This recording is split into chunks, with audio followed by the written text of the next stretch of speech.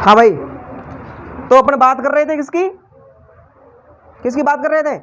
Tenses के बारे में। किसकी बात कर रहे थे? टेंसेस। सबसे पहले अपन ने पढ़ा था कितने प्रकार के टेंस होते हैं, ठीक है ना, और फिर उनके नाम बताए गए, ठीक है। फिर नाम बताने के बाद में अपन आए वाक्यों के ऊपर। वाक्य कितने प्रकार के होते हैं? अपने बहुत प्रकार के होते हैं सेंटेंसेस, लेकिन आपके हिसाब से आपकी क्लास के लिए सिर्फ 4 प्रकार के वाक्यों को समझ लोगे तो आपके लिए काफी रहेगा, ठीक है। अफर्मेटिव, नेगेटिव, इंटेरोगेटिव और इंटेरोगेटिव नेगेटिव, ये सिर्फ 4 प्रकार ही आपके लिए ठीक रहेगा। तो इसी प्रकार से हम आगे बढ़ रहे थे, तो इनको बताया था ये साधारण वाक्य हैं और ये एक नकारात्मक वाक्य हैं जिसके अंदर नोट लगता है, और ये प्रश्नवाचक वाक्य है जिसको हम इंटेरोगेटिव सेंटेंसेस बोलते हैं। और इंटेरोगेटिव नेगेटिव सेंटेंसेस का मतलब होता है प्रश्नवाचक नकारात्मक वाक्य, ठीक है। और पीछे साइन ऑफ इंट्रोगेशन लगेगा और हेल्पिंग वर्ब है वो सबसे आगे आएगी। जब हम आगे वाक्यों को और अच्छी तरीके से पढ़ेंगे और अच्छी तरीके से आपके सामने लिखेंगे तब आपको और अच्छी तरीके से आपको समझ में आ जाएगा, ठीक है। तो अपन बात कर रहे थे सबसे पहले अफर्मेटिव सेंटेंसेस का जो फॉर्मूला होता है वो क्या है? सब्जेक्ट, वर्ब, ऑब्जेक्ट, ठीक है। सब्जेक्ट यानी होता है कर्ता और वर्ब यानी, अरे वर्ब यानी क्या होती है भाई? क्रिया। क्या होती है? क्रिया। बोलो क्रिया। हाँ, और सब्जेक्ट यानी कर्ता और ऑब्जेक्ट यानी कर्म। कर्म नहीं, कर्म। हाँ, ऑब्जेक्ट यानी क्या होता भाई? कर्म। तो इसी प्रकार से आगे हम बढ़ते हैं। तो देखो, हाँ, सबसे पहले एक आपके सामने एक सेंटेंसेस लिखते हैं और इससे अच्छा समझ में आ जाएगा ना। तो सबसे पहले लिखते हैं भाई, I go to school. I go to school daily. ये कैसा सेंटेंसेस है? कैसा है? ये अफर्मेटिव सेंटेंसेस है। कैसा है भाई? आई क्या है अपना? सब्जेक्ट। क्या है? सब्जेक्ट। और गो क्या है अपनी? वर्ब। और ये पीछे वाला ये ऑब्जेक्ट नहीं है, ठीक है ना, ये एडवर्बियल टाइम ऑफ या फिर प्लेस है, स्थान का नाम है, ठीक है, स्कूल संस्थान का नाम। तो आई और गो टू स्कूल डेली, मैं रोजाना स्कूल जाता हूँ। देखो इनका एकदम साधारण तरीके से अगर किसी को समझ में नहीं आ रहा है कि भाई हिंदी में इसका क्या अर्थ होता है, तो हिंदी में एक नॉर्मल तरीके से अपन देखें तो हिंदी में साधारणतया या फिर बहुत अधिक तरीके से क्या होता है कि प्रेजेंट सिंपल टेंस के अंदर हिंदी में पीछे क्या आता है? ता आता है, जैसे खाता है, पीता है, ठीक है ना। आप साधारण तरीके से अगर किसी को टेंस बिल्कुल भी नहीं आ रहा है तो ऐसा आप समझ सकते हैं, ठीक है। आई गो टू स्कूल डेली, ठीक है। अब इसका नेगेटिव बनाएंगे तो कैसे बनाएंगे भाई? Very good. I do not go to school daily. अब आप मुझे बताइए सर ये डू नॉट कहां से आया? चलो यहां तक तो अपने समझ में आया, लेकिन ये डू यहां तक भी सही बात है, लेकिन ये डू नोट कहां से आया? तो डू और डज, डू और डज हम इसको हेल्पिंग वर्ब मान सकते हैं। क्या ये? देखो वर्ब वी आर बी, देखो इनको मिटा देता ना पहले। चलो आपको वर्ब समझा देता हूं ना। ये क्या है भाई? वी ई आर बी, ये क्या लिखा हुआ है? वर्ब। वर्ब बन क्या है भाई? क्रिया। अब क्रिया 2 प्रकार की होती है। कितने प्रकार की होती है? 2 प्रकार की।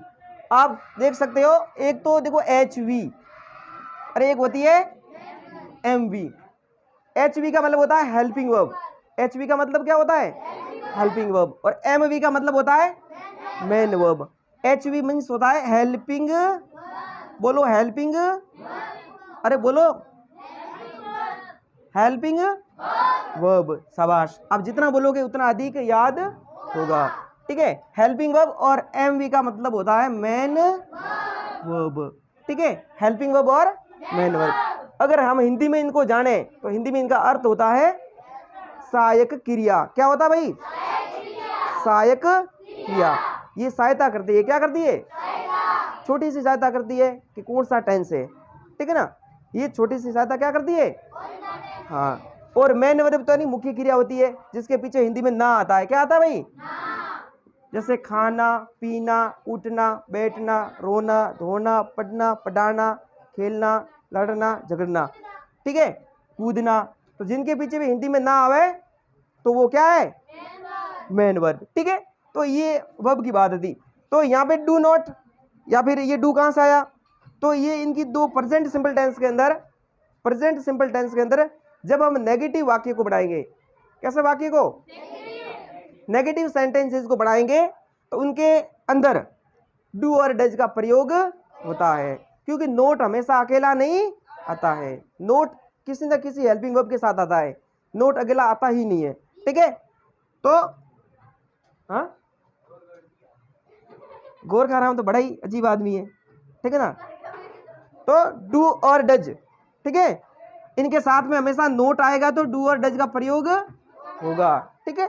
अब ध्यान से सुनो, देखो एक बात आप ध्यान से सुनो, ही सी, हाँ यहाँ लिख दो ही सी इट या कोई एक नाम, ठीक है, एनी नेम्स, एनी नेम, अगर ये है ठीक है, तो इनके साथ में हमेशा सिंगुलर वर्ब आती है। क्या आती भाई? Singular verb. और आपके सामने आई, बोलो आई, वी, यू और दे, ये अगर आ जाए और दो से अधिक अगर किसी का नाम, किसी वस्तु का नाम, ठीक है ना, दो से अधिक, ठीक है, वस्तु का नाम, व्यक्ति का नाम, ठीक है, तो वहां पे आप किसका प्रयोग करेंगे? प्लूरल वर्ब का। किसका प्रयोग करेंगे भाई? Plural verb. चाहे ये डू डज हो, चाहे हेल्पिंग वर्ब हो, चाहे मेन वर्ब हो, ठीक है। तो आपको ध्यान रखना है कि ही सी, ठीक है ना, सी की स्पेलिंग ये होती है ना, ही सी इट, या अगर कोई नाम हो तो वहां पे सिंगुलर वर्ब का प्रयोग करेंगे। किसका प्रयोग करेंगे भाई? सिंगुलर वर्ब का। और आई, वी और यू और दे, ठीक है, ये आए तो किसका प्रयोग करेंगे अपन? प्लूरल वर्ब का। किसका करेंगे? इसको क्या पढ़ते हैं? प्लूरल। क्या पढ़ेंगे भाई? बोलो प्लूरल। Very good. तो यहाँ पे किसका प्रयोग होगा? प्लूरल वर्ब का, ठीक है। तो इस प्रकार से ही सी इट और आई वी यू दे, समझ गए? ये कहाँ आएंगे भाई? ये सब्जेक्ट के रूप में आएंगे। कहाँ आएंगे? सब्जेक्ट के रूप में, ठीक है। ये आपको समझ में आए? आए सबको समझ में? Very good. मिटा दे, शाबाश। लिखना है किसी को? आराम से लिखना, ठीक है।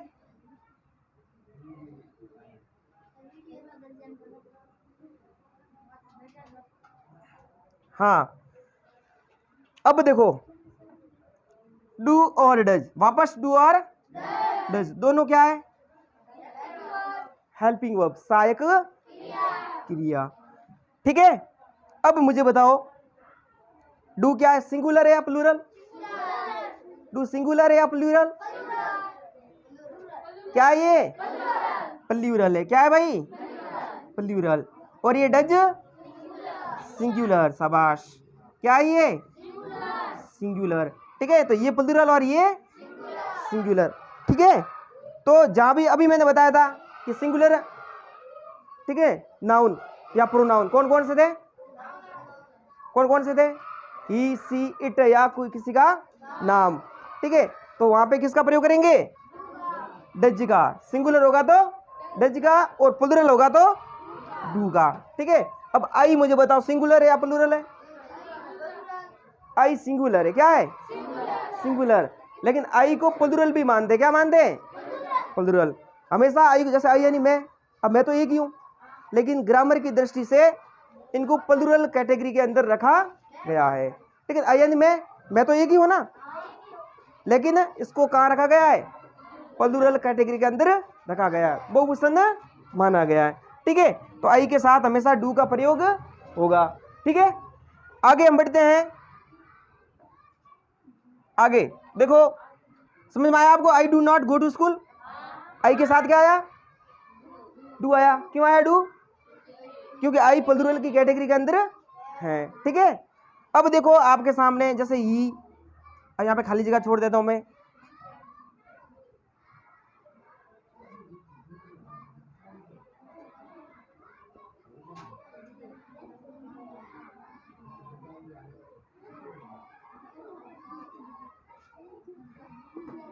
आपके सामने ऐसा सेंटेंसेस लिखा हुआ है एग्जाम के अंदर, तो आप क्या भरोगे इसमें बताओ?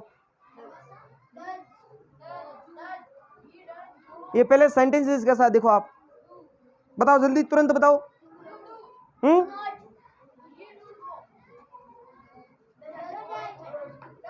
क्या आएगा? डे जाएगा। ये सेंटेंसेस कैसा है पहले तो मुझे बताओ।